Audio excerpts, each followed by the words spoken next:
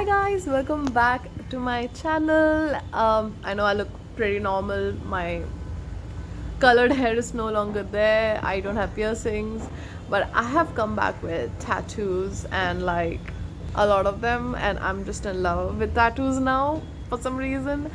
But yeah, it's good to be back. I wasn't really consistent. I was struggling a lot mentally. I was really fighting depression, and for me, it was just impossible to really focus on YouTube because I didn't really know what to show, or talk. I didn't have the energy to make a video. So now that I'm back, I feel much better, and I wanted to just share my experience regarding my battles. And I know this is a channel of, that I used to talk a lot about studying and self-development, and they are very important. Okay, don't get me wrong, they are crucial for one's development, but if your mental health is not good, you won't be able to do the smallest of the tasks that you want to do. And I have been through that, I've gone through that, and I'm still going through that. So I really wanted to talk about it, and this is going to be a very light one. Don't worry, I'm not going to talk about some serious stuff, but I'm going to talk about how I got diagnosed with ADHD, and it's a really funny one, but I mean, for me it's funny at least. So as you know, I got diagnosed 2 years back with severe depression, anxiety, along with complex PTSD. So I thought that was it, like I have issues with depression and anxiety. I've been labeled as lazy. Can you stop?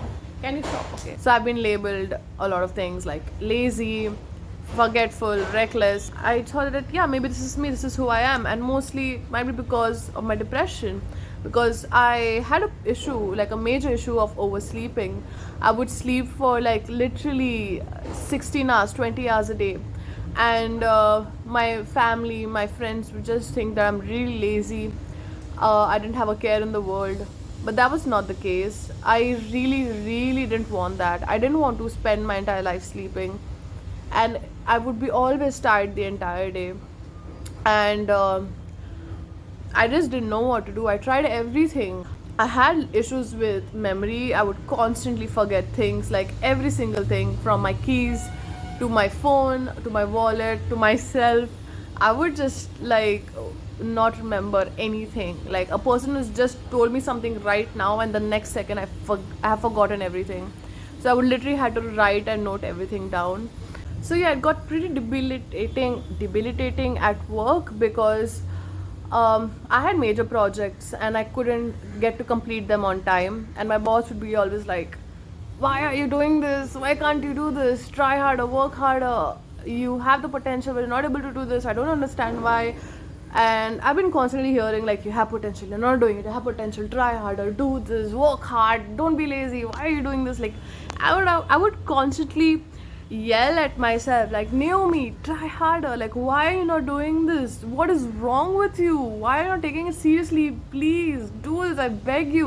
I would literally beg myself, and it was so frustrating. I would cry and I would yell and weep because I did not understand why my brain is not responding to something as simple as just getting your major work done. My job was on the line, my college was on the line for a lot of tasks, but I just wouldn't do it.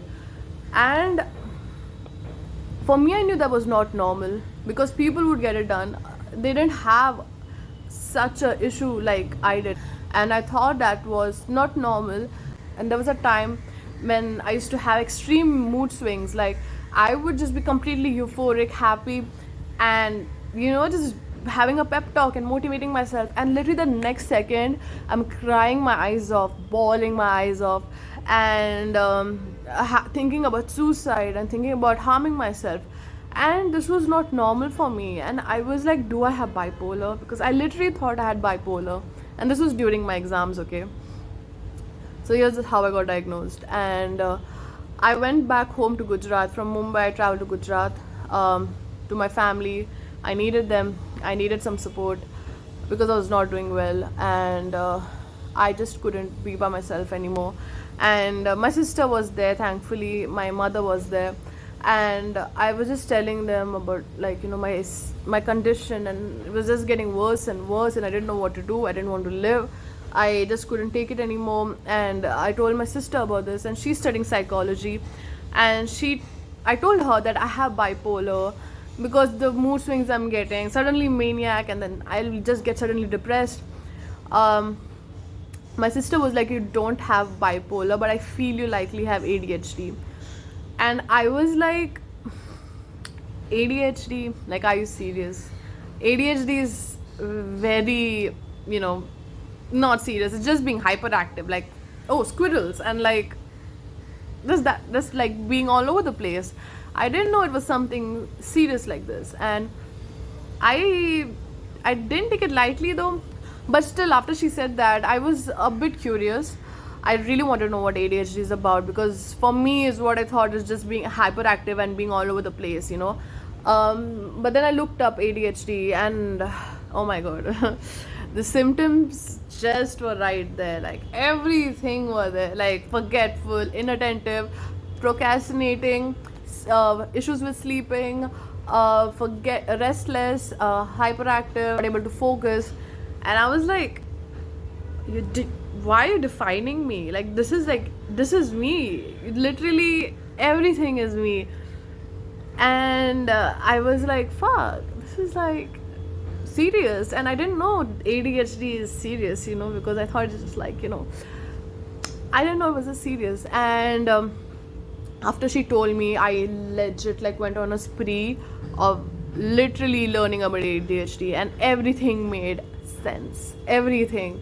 And I even got to know that women get diagnosed pretty late in their lives, because most of them have the inattentive type of ADHD, where they're not able to focus, they're not able to concentrate, while males have the hyperactive type. And the hyperactive type is just very obvious. It's very seen that, okay, this person is like way too hyperactive, something is wrong with them, let's take them to the psychiatrist. And that's how they get diagnosed early in their lives.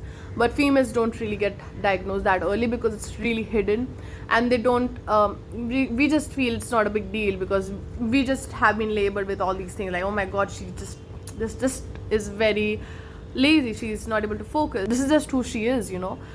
And that's how I've lived my entire life. But as soon as I went to Pune for my exams, after my first exam, I went to the psychiatrist, and I just like told him everything, and I got diagnosed with ADHD. And it was good to know. I was relieved, because this entire time, these 21 years, I thought that there was something seriously wrong with me, and that I didn't fit in. There was this is just me, like all this time, these labels people have given me, all these really harsh words I have listened to growing up. I got to know that this is something that is not my fault. And I got to know that this is something my brain struggles with. My brain struggles with doing tasks. My brain struggles with remembering things. It struggles with focusing, sitting in one place, sitting still. Like, it's just a lot of things that I had issues with. And all this time, I thought it was my fault, when it's not. It's a medical condition. It's been scientifically studied, and it's a chronic condition a lot of people go through, and it's incurable. And I was relieved but angry at the same time. Like, I wish my family, or maybe someone would have paid attention to this. But I'm glad my sister is a psychologist. I mean, not psychologist, sorry. She might be really like laughing right now after seeing this, but no, she's studying psychology. And I'm glad she knew about this condition and told me about it, and I got diagnosed at the right time.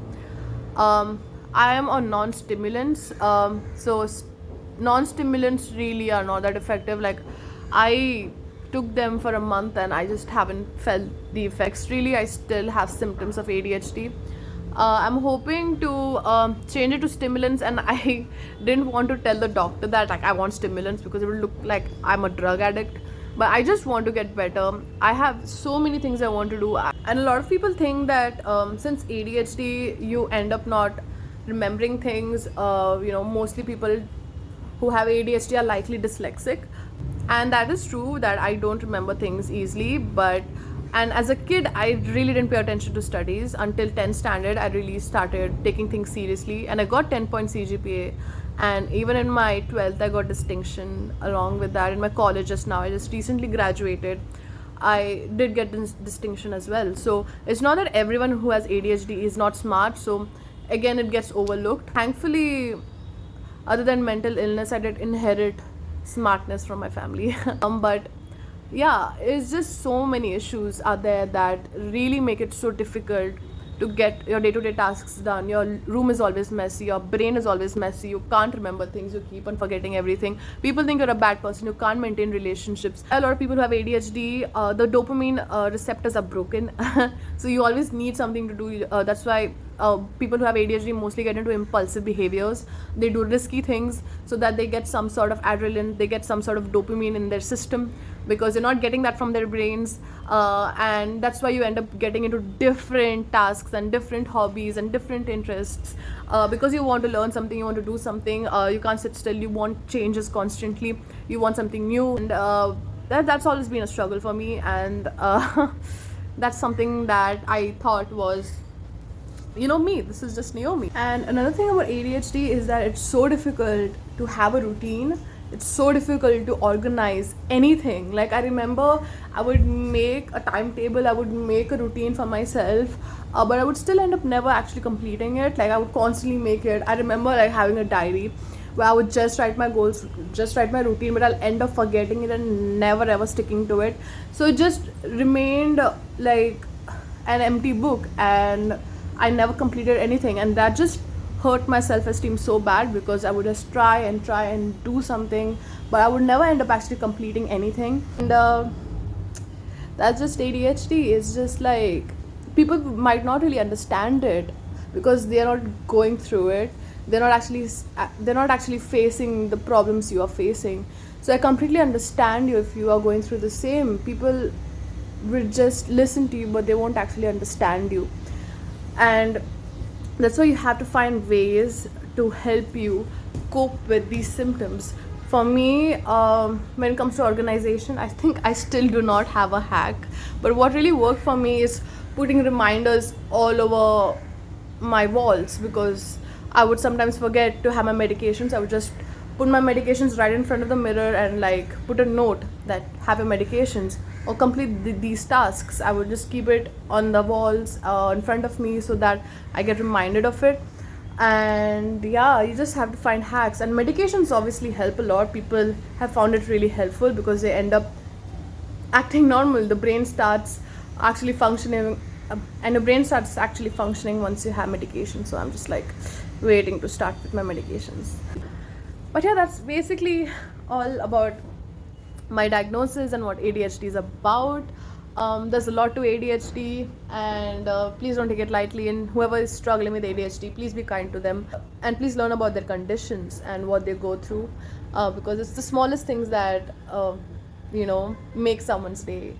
And but yeah, you're not alone in this. If you have ADHD, or if you think you have ADHD, go get it checked. There are millions of us who have the same issue as you and who are struggling just like you. So yeah, stay strong and get the help you need. For me, I'm doing much better thanks to medications. I'm just so stable now. I don't have those crashes, I don't have those depressive episodes or suicidal episodes. Touch wood, thanks to medications and therapy. I have a good family who supports me. I think uses my ADHD as the best advantage, because I constantly get ideas. I constantly need to walk around, move around a lot. So yeah, my job weirdly helps me with that. So yeah, that's all about ADHD. I hope you guys enjoyed this video, and I hope you guys got some information out of this. And I know I just look like really messy right now. Also, I'm sketching, so see, I don't know, I just like was sketching and I thought, let me just make this video, and I was like, boom, I'm making it. That's another issue of ADHD. You just can't like do one thing at a time. You just have another idea, you just do that, and you just completely forget what you were doing earlier. So yeah, It's weird, but it's fun. But anyways, I'm talking a lot. I'll see you on the next video. Bye. Also do like and subscribe if you like this video and share it to your friends. Thank you.